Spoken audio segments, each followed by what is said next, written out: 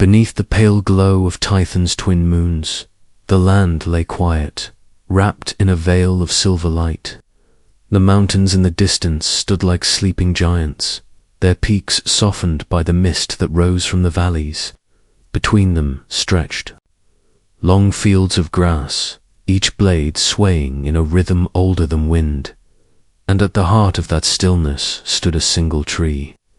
Its branches reached outward like the slow-moving arms of a dream, and its roots sank deep into the soil, drinking from a hidden river that whispered far below the earth. The Jedi called it the Dawn Mother, though many spoke the name only in silence, as if sound itself might wake something not meant to be disturbed. They said the Dawn Mother had been here before the stars found their paths, before the moons learned to rise and fall, before even the Force had taken its first breath. Her bark was marked with deep lines that seemed to map the shape of forgotten worlds, and her leaves carried a faint glow, as though holding the light of every dawn that had ever touched this planet. Beneath her roots flowed the River of Beginnings, its water so clear it seemed made of light itself. Those who drank from it sometimes saw visions, not the past, not the present, but the soft outlines of moments that had not yet been born. One night, a lone wanderer came. They had walked for many days, drawn by a dream that gave no words, only the feeling of being called. They did not carry food, they did not seek shelter. They followed only the pull in their chest, a quiet current leading them here.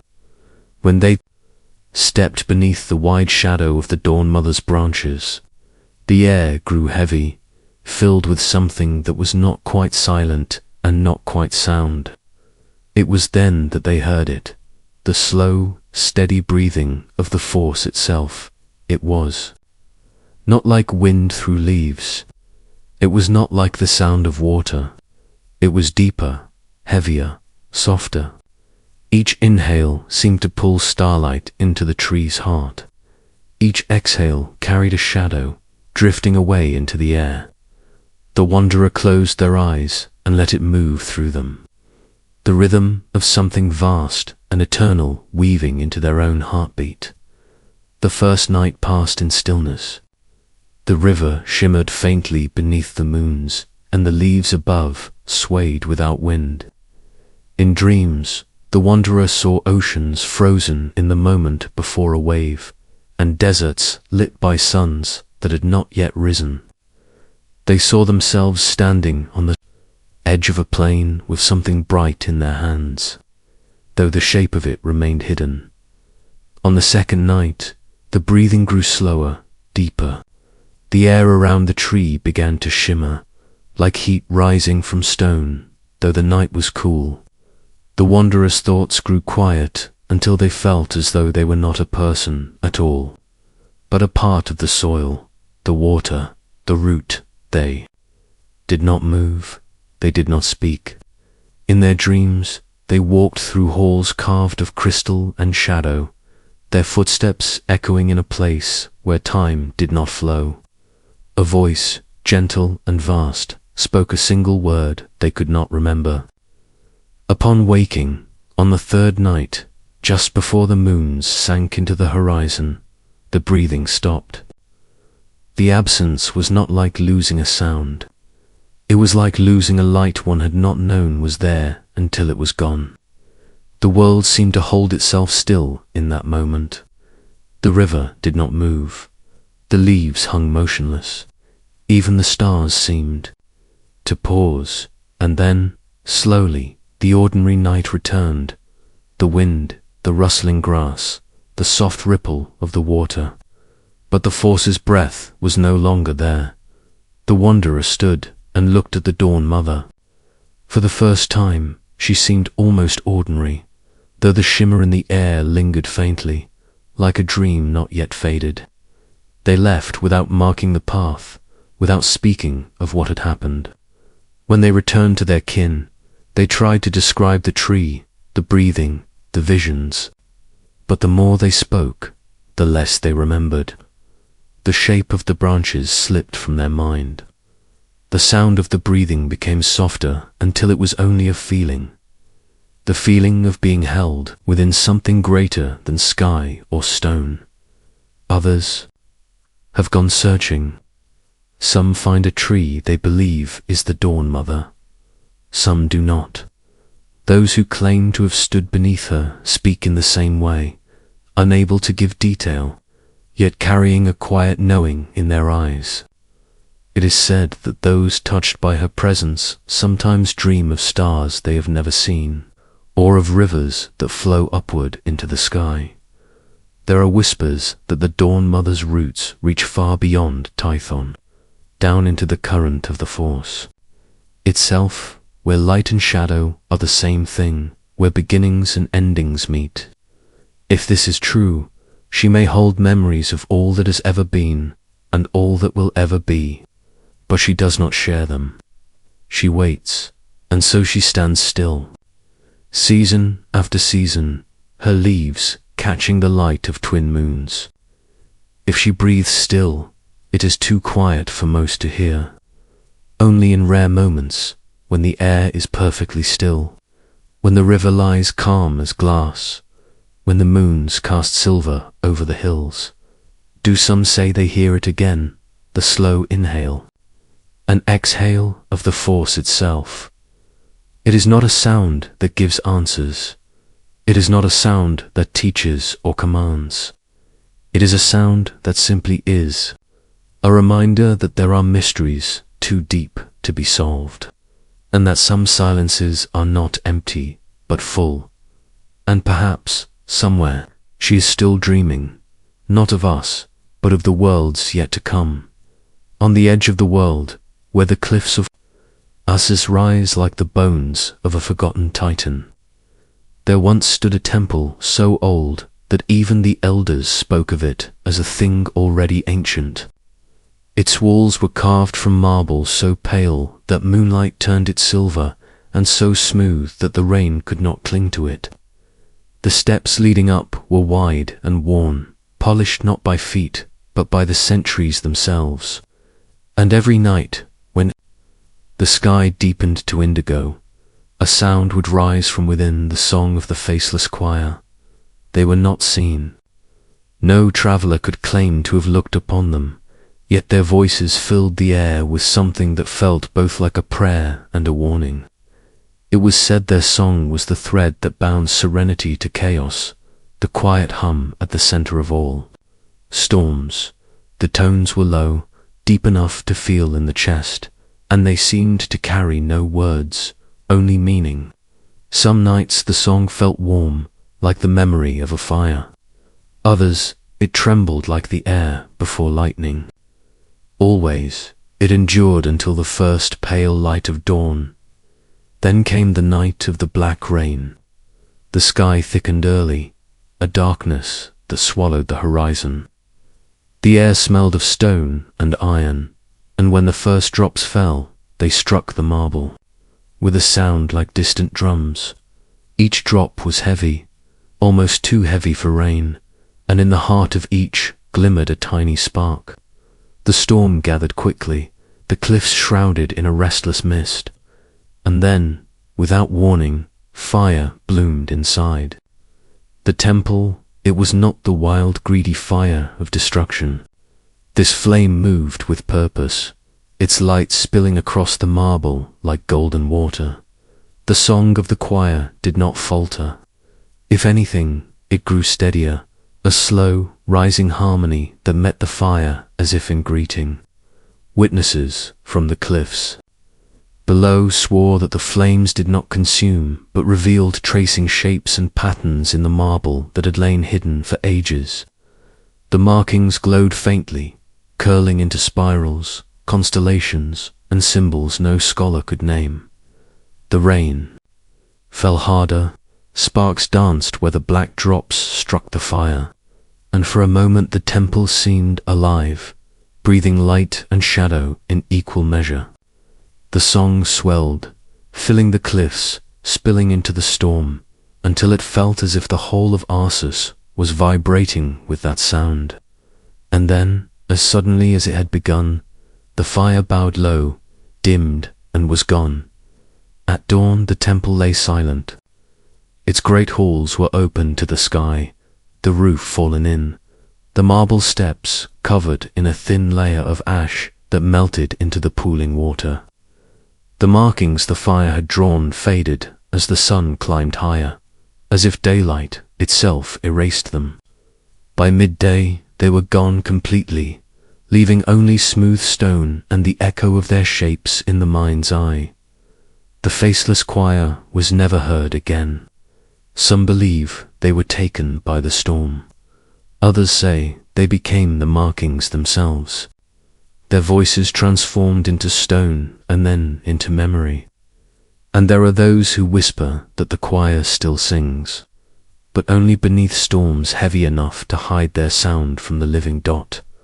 No record tells what truth was hidden in the patterns that burned so briefly in the marble. Perhaps it was a map, or a prophecy, or the memory of something that should not be spoken in daylight.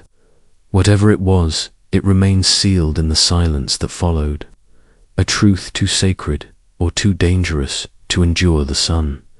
And so the temple stands in ruin upon the cliffs, open to wind and rain, its marble steps washed clean.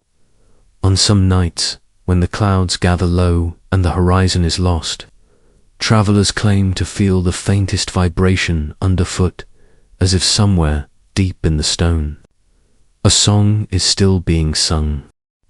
Far beneath the restless oceans of Ambria, where the sun could never reach, there was a place the currents avoided. No fish swam there, no coral grew, only darkness moved, slow and ancient, wrapping itself around the stones, and deep in that stillness, hidden within the bones of the sea, was a forge unlike any in the known worlds. It was not built in the open air, where flame burns bright and clean, but in a cavern where water and fire met in an uneasy truce. The heat did not roar. It pulsed like the heartbeat of something vast, each beat sending ripples through the black water. The stones sweated steam that curled into shapes almost like figures, and vanished before they could be named. It was here that the first shadow-forged blade was born. It was not meant for the battles men speak of, nor for the spilling of blood. Its edge was made to cut what could not be touched, the unseen threads that bind a soul, the quiet chains no eye can see. Those who shaped it were smiths of the silent order. They wore no markings, they spoke no words, for they believed that to speak in the presence of such a weapon was to awaken its hunger before its time. Their work was slow, each movement a prayer, made with the hands instead of the tongue. The metal they used was dark as still water, yet in the firelight it glowed with the deep red of an ember that refuses to die. As the days passed, the shape of the blade began to emerge from the darkness, long, slender, and curved like the shadow of a falling leaf. Its surface seemed to drink the light, yet glimmered faintly as though stars were hidden beneath its skin. The smiths never touched it barehanded, for the metal's memory was said to be sharp enough to wound. Instead, they moved it with tools, carved from bone, each gesture slow and deliberate, as if afraid the blade might awaken and see them. When the forging was done, the final rite began. The weapon was lowered into the black waters of the cavern pool, where the fire's glow met the cold of the sea. The surface trembled, then stilled, and in that stillness the blade drank the reflection of its maker. It did not take their face, as it was but the shadow of what they might one day become. The smith's hands clenched at their sides, yet they did not speak. When the blade rose again, the water that clung to it was darker than the sea around it. From that day, it was said, that any who dared look into the weapon's surface would see no likeness of their own. Instead, they would see the shadow they carried within, the one that waited, patient and silent, for the moment it would step forward and claim their place. Some saw only small things, the whisper of a cruel word, the seed of a betrayal. Others saw shapes too terrible to name, and though they turned away, the image stayed, pressing itself into the folds of memory, never fading. The blade passed from the hands of its maker to one whose name has been lost. The records do not say if they were a warrior or a guardian or something else entirely. Only fragments remain, scattered in the margins of other tales, a battle that left no bodies, a victory no one remembered to claim. It is said the wielder took the blade into a place where the sky could not be seen, a place where echoes spoke before the living could. They did not return, neither did the weapon. Some believe the sea took it back, drawing it down into the deep to sleep beside the bones of its birth. Others whisper that it walks still, carried in the hand of a shadow that no longer belongs to any person, but to the blade itself. In rare moments, when the light hits black water at just the right angle, divers claim to glimpse a curved glimmer in the depths, a dark shape that drinks the light. Watching, waiting, the forge beneath the sea has never been found again. The silent order who worked it are gone, or perhaps they have become the silence itself, dwelling in places where no sound can follow. The cavern where water and fire made their truce lies somewhere beyond maps, beyond tides, beyond the patience of ordinary time. And if the blade sleeps there, it does so without breath or heartbeat, dreaming the shapes of the shadows it has yet to show. And so the sea keeps its secret, holding the forge in a darkness older than memory. No waves mark the place, no gulls cry above it, but sometimes, when storms roll over Ambria and the ocean turns black beneath them, the wind will still and the air will feel heavy, as though a shadow has passed unseen but not unfelt. In that moment, the world is reminded that somewhere, far below, there is a weapon not meant to kill, but to unmake, and it is patient.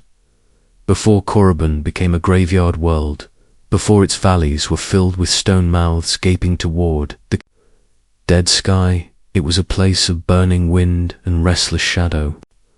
The air carried the taste of iron. The sand was red as dried blood, shifting in waves that whispered like voices speaking from behind a veil.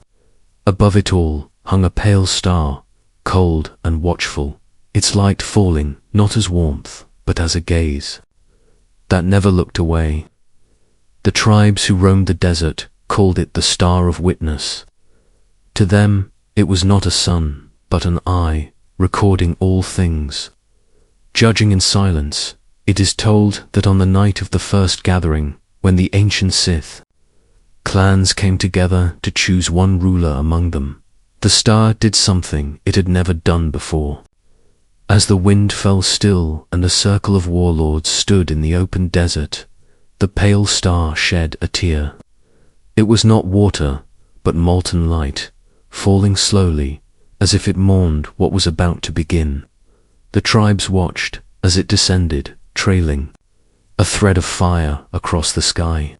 When it touched the earth, the sand hissed and turned white, hardening into a crust of salt that spread out like frost. The place where it landed grew still, as though the desert itself was holding its breath. No plant would take root there. No insect would crawl across it. Even the wind bent its path to avoid it. The Sith took this as an omen. Some said it was a blessing, a sign that the chosen ruler's reign would be eternal. Others whispered it was a warning that the star had wept for the death of something greater than a single tribe. To bind the omen into memory, they sealed the place with stones carved into the shapes of weeping faces. The carvings were crude at first, but as the generations passed, Each stone was remade with greater care, the tears flowing more lifelike. The eyes hollowed deeper, until it seemed the stones themselves had learned to grieve. For centuries, the salt circle lay untouched, its white crust slowly gathering the dust of passing years. The star continued to watch from above, its pale light finding the circle even on nights without a moon. Those who travelled near it felt their skin grow cold, though the air was hot. Some said they heard a faint, slow sobbing on the wind, though no mouth spoke it.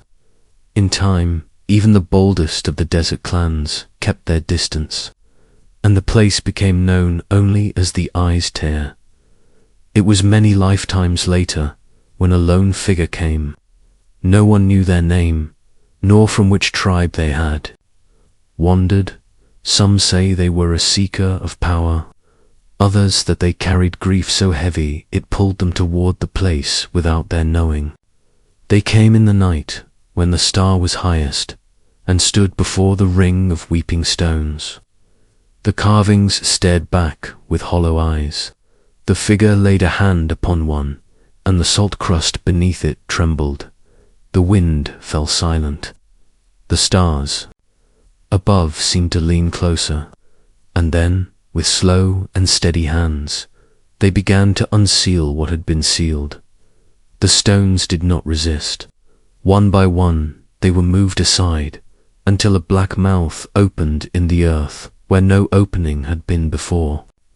A narrow stairway descended into darkness, its steps thin and worn, as though they had been waiting for countless years without being touched.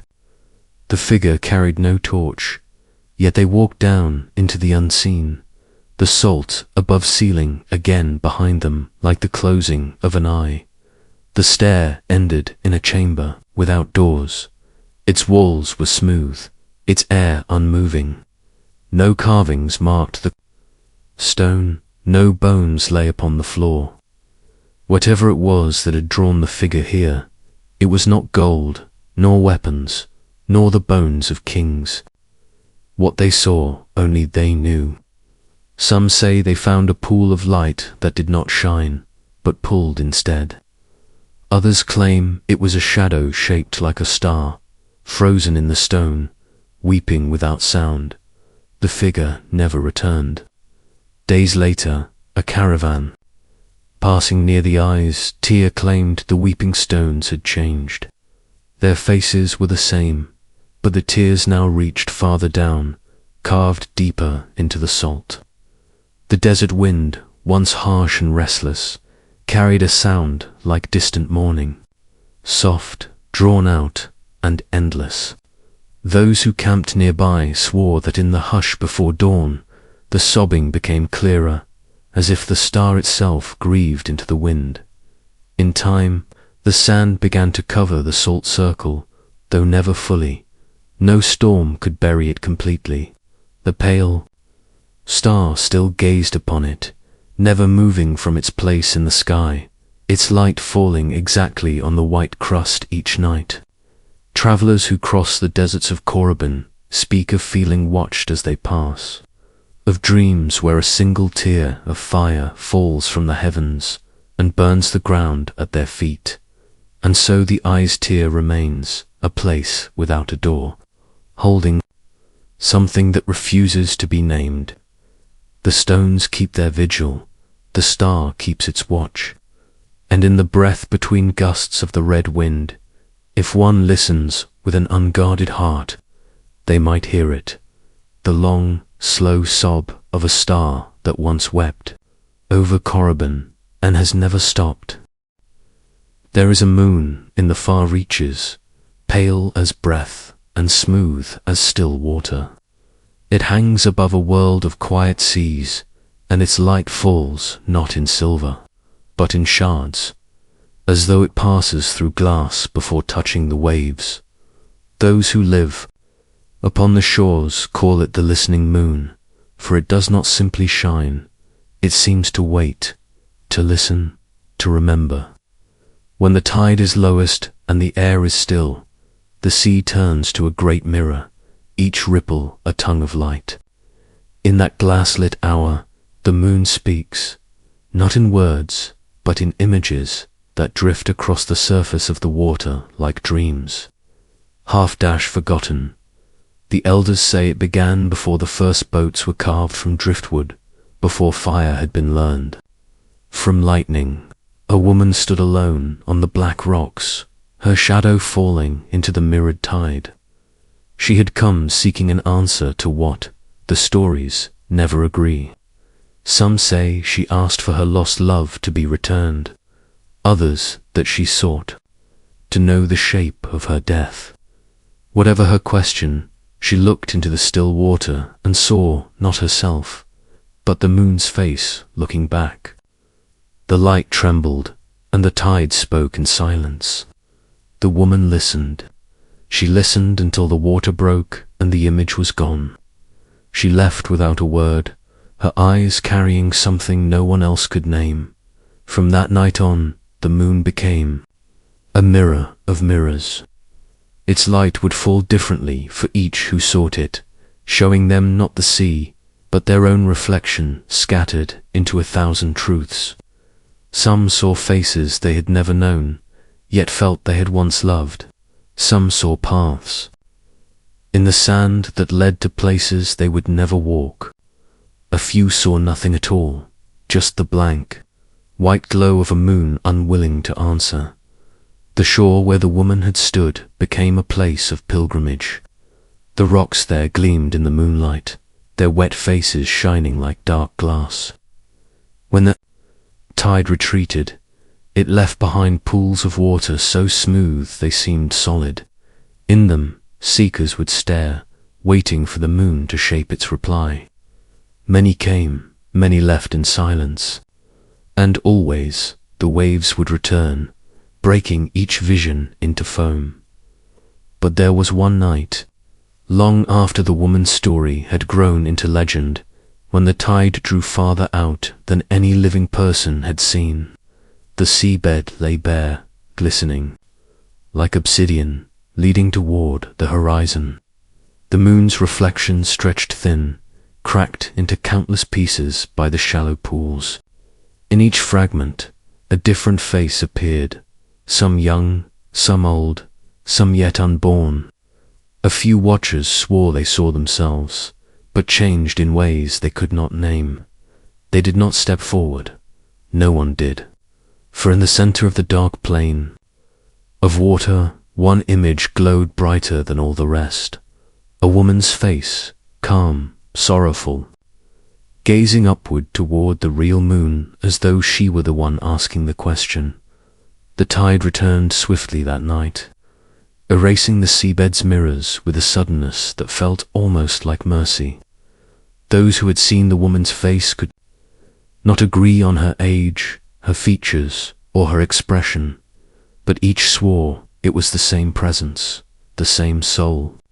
Some believed it was the first seeker, still looking upward from another shore beyond sight.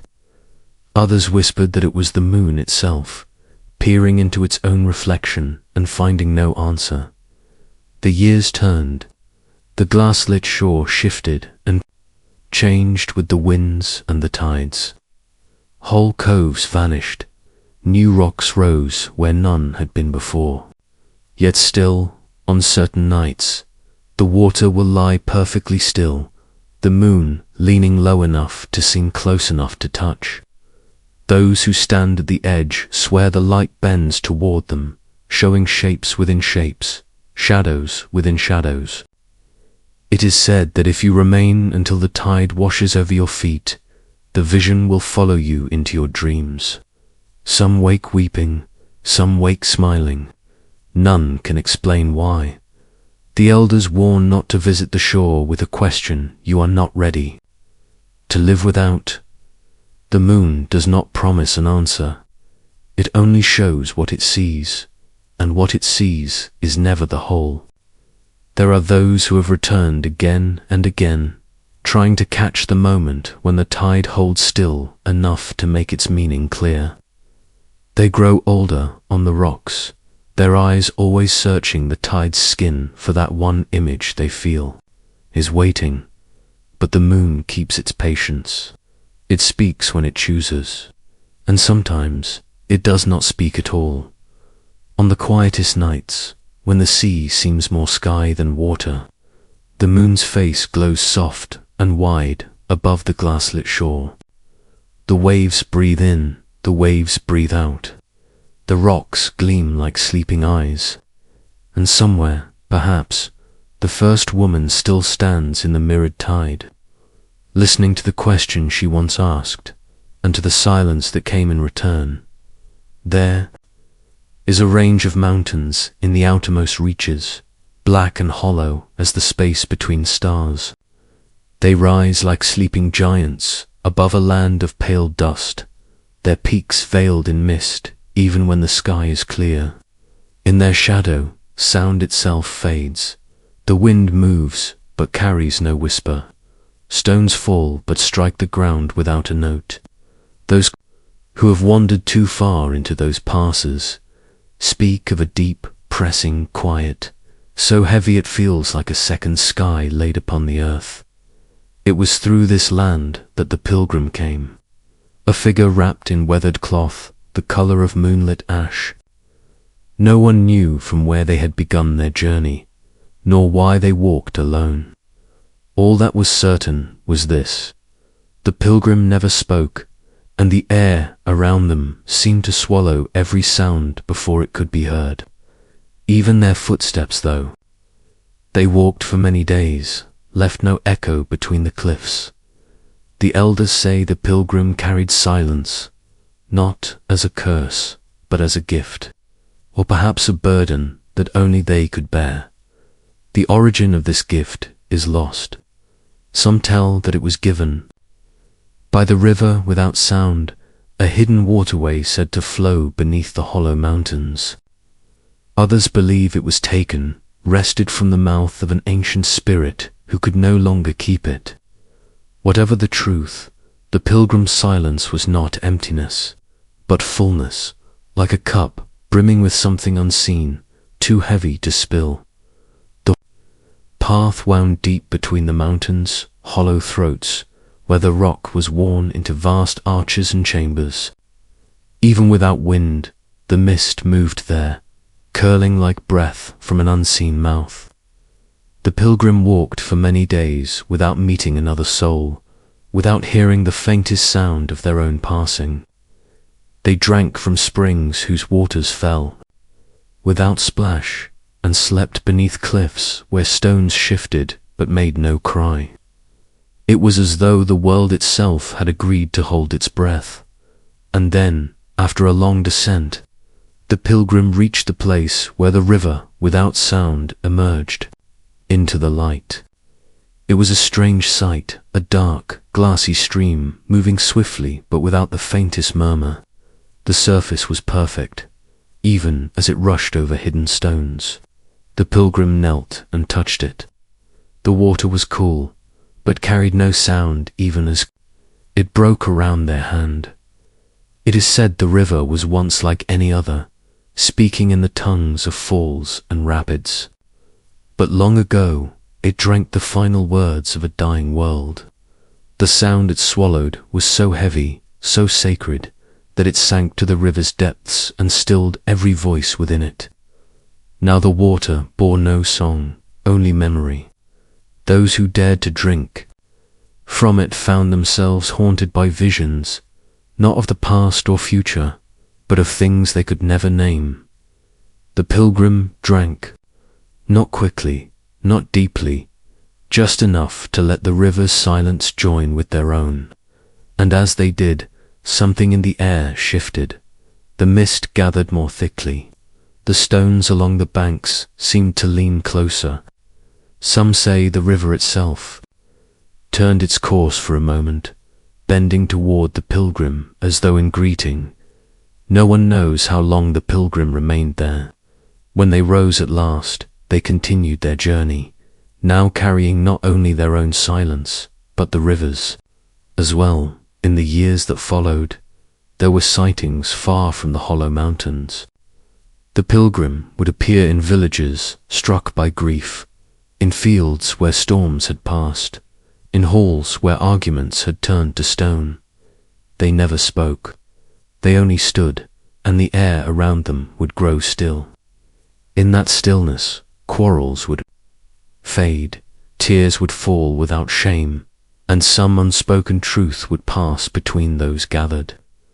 Then the pilgrim would leave, and the world would find its voice again. The last tale of the pilgrims speaks of their return to the hollow mountains. They walked once more between the black peaks, following the soundless river back toward its source. Those who claim to have seen them say the mist closed behind them like a door. No one saw them emerge again. Some believe they became part of the mountains, a quiet presence lingering in the stone.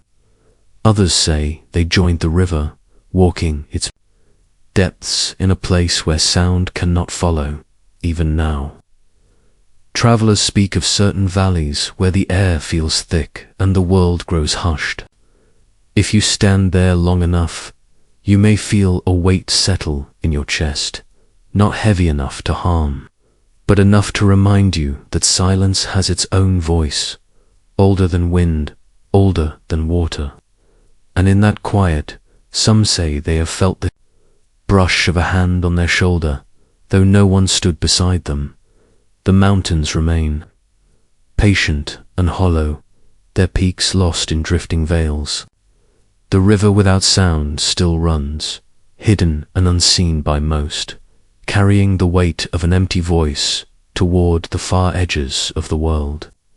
Somewhere along its banks, perhaps, the pilgrim still walks, bearing the silence we have forgotten how to keep.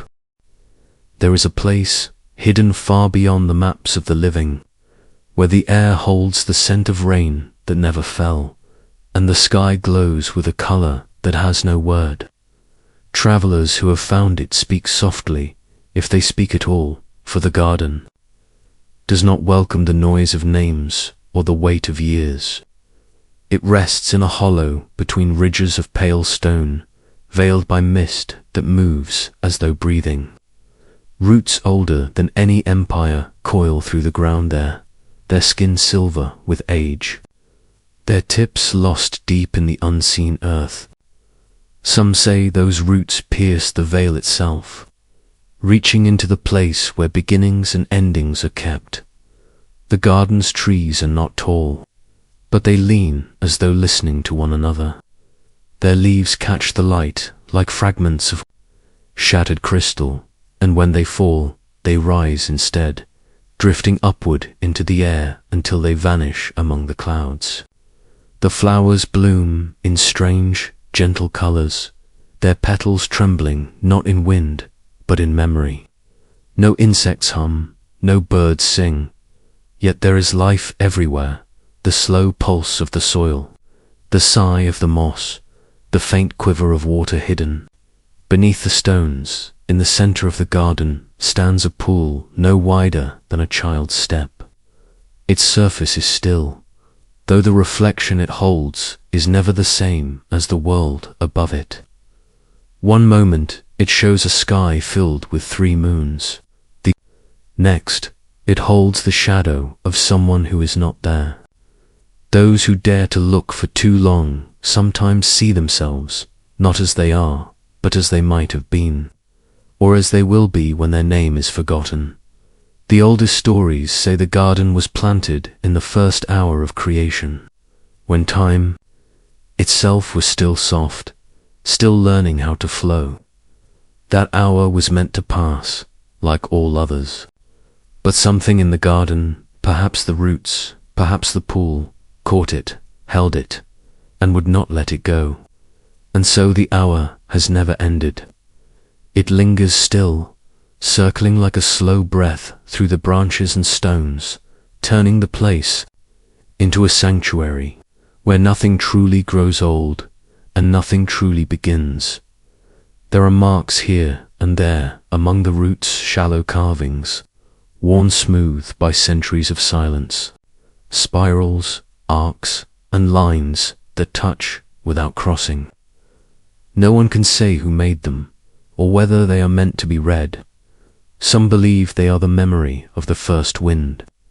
Others whisper that they are instructions, a path for one who must someday free the trapped hour, so that the river of time may flow again without this stillness caught in its depths. Once, long ago, a wanderer came to the garden in search of this secret. They carried a clock with no hands, a gift from a dying friend. They hoped the garden would give it a moment to hold. But when they stood before the pool, they saw their own reflection turn away from them, walking into a place the wanderer could not follow. The clock grew warm in their hands, as though remembering something. They left without speaking, and the clock was never seen again. The petals still drift upward. The pool still shows what should not be seen, and the hour still hangs unbroken in the air. From time to time, a leaf will pause in its rising, hanging, weightless just above the moss, as if waiting for someone. And then it continues its slow journey into the sky, where the garden's secrets hide beyond the veil. Those who leave the garden often find the world unchanged, yet something inside them moves more slowly, as though part of their heart remains behind among the roots. Days may pass before they realize they no longer recall the exact moment they first entered or the path they took to leave. It is said the garden asks for nothing from its visitors, yet takes from each the sound of one heartbeat, keeping it somewhere beneath the moss, where time itself forgets to count. And so the garden waits, patient and unmoving, its branches cradling the hour that never ended. Perhaps it waits for the one who will know how to release it, or perhaps it waits for the end of all things, when every hour will dissolve into the same still breath, and the garden will no longer be alone. They say there once was a weapon that never woke. It lay in a chamber of black stone, far beneath the reach of wind or sun, its shape hidden beneath folds of pale cloth. It had not been lifted in 1,000 lifetimes, yet still it breathed a faint steady rhythm, like a sleeper lost in dream. The air around it was warm, though no fire burned, and those who stepped close felt as though they had entered another's memory. The blade was not forged in the way of other weapons. It was whispered into being beside a quiet flame deep in the heart of a mountain where the walls glowed with veins of sleeping light. The one who shaped it did so without hammer or anvil, speaking only in the language of dreams. Each word cooled the metal, each silence sharpened its edge. When it was finished, the maker placed it upon a bed of ash and left without looking back. For they knew the blade was not meant for their own hand. Those who have seen it say its metal holds the color of rain before dawn, neither silver nor grey, but something in between, alive with faint ripples that shift like breath upon water. No mark or seal lies upon its surface, yet when touched it hums softly, a song too low for the waking ear. This song changes with the listener. To some it is a lullaby, to others the echo of a battle they have never fought but somehow remember. The guardians of the blade were few, and their oath was older than the stars above the mountain. They kept no written record of its making, for the story itself was said to change in the telling, shaped by the dreams of the one who listened. To speak of it carelessly was to risk forgetting the truth entirely, and so they spoke rarely, tending the chamber in silence, keeping the air still so the song of the blade would not be disturbed. There was a time when it was almost called to wake. The guardians felt the change before it began, the air thickening, the hum deepening, as though the blade was turning in its sleep. One among them stepped forward, ready to lift the cloth, but a sudden quiet filled the chamber, heavy and endless. The hum faded to a whisper, and the warmth drew back into the steel. The moment had passed. Legends say the blade will not wake. for war, nor for glory, but for a single strike that must fall before the first light of a certain dawn, a dawn whose name is already forgotten. That strike will not be meant to end a life, but to end a silence. When it comes, the song of the blade will rise, clear and unbroken, carrying the dreams of its maker into the waking world. And in that moment, all who hear it will know why it slept for so long. Some believe the dreams inside it are not its own, but the dreams of every hand that might have wielded it, gathered across centuries. Others say it is not the weapon that dreams, but the world around it, and the blade is simply the vessel that catches those dreams, keeping them safe until the time comes to set them free. Until that time, it rests. The cloth that covers it gathers the dust of ages, yet never loses its color. The stone walls hold their warmth, though no fire feeds them. The guardians come and go like shadows, and the song continues, unheard by most, but always present, the breath between strikes, the last note before morning. In the heart of a desert where starlight falls like snow, there stands a place without doors, without walls, yet it is called a library. Its shelves rise from the sand as if the desert itself decided to hold memory in its hands. Each shelf is carved from stone, worn smooth by winds older than any living tongue. No two are the same height, yet each carries books whose pages are made from something finer than paper, a fabric that shifts in the light, as though woven from the night. Sky itself. The air there has no heat, though the sand outside burns under the sun. Time moves differently among the shelves. A single breath can last the span of a season, while a lifetime may pass like a flicker of shadow. Those who wander inside find themselves alone, yet never unwatched, for the library is not silent. Every grain of sand hums with the smallest thread of the force, binding the shelves together like an unseen hand holding 1,000 fragile worlds. The books here do not hold words in ink, for there are no words yet to write. They are filled instead with what might have been, with stories that never happened, with lives never lived but always possible. A child who might have been a healer instead of a warrior. A world that might have bloomed instead of burned. A choice made one heartbeat earlier. These are the unwritten currents of the Force, gathered and kept so they are not lost to the endless tide of time. The ink, when it appears, is made from dusk, from the exact moment when day sighs into night and the last color fades from the sky. This ink does not stay still.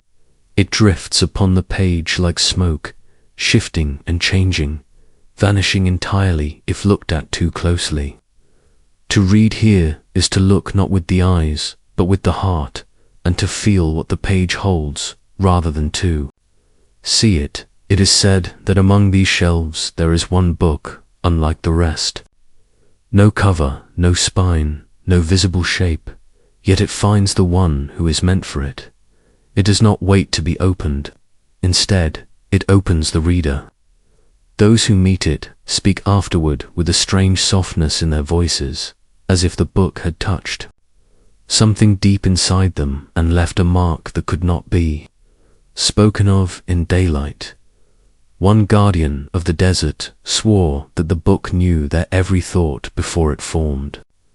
It whispered not in words but in feelings, the scent of rain on stone, the weight of a hand no longer there, the warmth of a fire long extinguished. They closed the book, yet still carried its presence, as one carries a half-remembered dream. In time, they began to wonder if they had read the book at all, or if it had been the one reading them. Travelers sometimes ask where the library came from, but there is no answer that holds. Some say the shelves rose from the desert the moment the first lie was told in the galaxy, to keep the truth that might have been safe. Others believe the shelves have always been there, older than the stars above, and that the force itself wanders here when it grows weary of being unseen. The library of the unwritten force cannot be found by searching. It appears in the corner of the eye, in the hush before a storm, in the shimmer between heartbeats when thought drifts toward what could have been. And when it does, the sand beneath your feet will feel like starlight, and the air will hum with pages turning somewhere just out of sight. No one leaves with a book, for nothing here can be taken. Yet everyone leaves, carrying something, a question they cannot shake, a memory they never lived, a choice they did not make. And somewhere, deep in the shelves, the book that read its keeper closes softly, waiting for the next soul to wander into its story, beneath two moons that have not risen in an age. There lies a memory buried in the waters, a world that drowned not once, but twice. In the beginning, when the stars were still young and their light was sharp as crystal, there came a tide unlike any that had been before. It was not of water, but of light itself, pouring over valleys and mountains, filling every hollow, every shadow, until the land shone brighter than the skies above. They say the rivers turned to glass in that hour, and the oceans became mirrors to the heavens. No wind stirred, no creature moved, for all life stood bathed in the endless glow. It was not warmth that the flood brought, nor joy, but a stillness, so deep it pressed upon the heart. In that stillness, the old songs were lost, their echoes swallowed by the radiance. Those who survived spoke little of what they saw, for there were no words to hold the shape of such light. And when at last the flood receded, the world lay pale and hollow, its colors washed away, its voices hushed to whispers. 1,000 years passed before the second flood came. This one was born not from the heavens, but from the heart of the world itself. It rose from the ground in silence, a tide of shadow blacker than starless night, moving with a slow, unbroken grace. It slid over the land as a great sigh, and where it touched the earth, the glassy sea shivered and broke, the mountains bent, and the air grew heavy as deep water. No lantern, no fire, no memory of light could pierce it. Yet unlike the first flood, it carried sound within its depths, murmurs, chants, and a low hum that seemed to come from the stones themselves.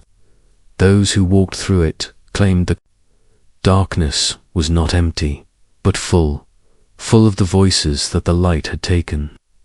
Some wept, some fled, and some knelt to listen, never to rise again. And when this tide, too, drew back, it left the world changed once more. The shadows had not destroyed what the light had left, they had shaped it, carved into it strange lines and symbols that no wind or wave could erase. In the years that followed, wanderers spoke of stones buried deep beneath the tide's reach. Stones that were neither of light nor shadow, but something older still. They lay in quiet rows beneath the waters, each one etched with a spiral that seemed to turn when touched by moonlight. Few dared to dive for them, for the waters above were restless, shifting between clarity and storm in a heartbeat. Those who returned told of an unshaped pull, a call felt not in the ears but in the chest, urging them deeper, always deeper. Some believed the stones marked the resting place of the first voice to ever sing upon the world. Others whispered they were the anchors that kept the land from sinking into a third flood, one that would carry both light and shadow into the same unbroken sea. Now the tides move strangely here. The shore swallows itself and is remade in the same breath. Boats drift for days, only to find they have never left the bay. Fish swim in circles that no net can break. And at night, when the wind falls away and the moons hang still, the sea begins to hum, a low and endless sound, like the breath between heartbeats. Those who hear it often find themselves waking at the water's edge, with no memory of walking there.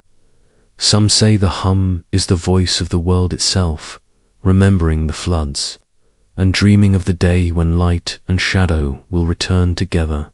And so the world waits. The waters shift, the stones remain hidden, patient as the stars. For the third flood has not yet come, but in the silence between tides, it can already be felt. Like a tide in the soul. There was a time when the sun itself was hidden, and the sky wore the color of sleeping gold.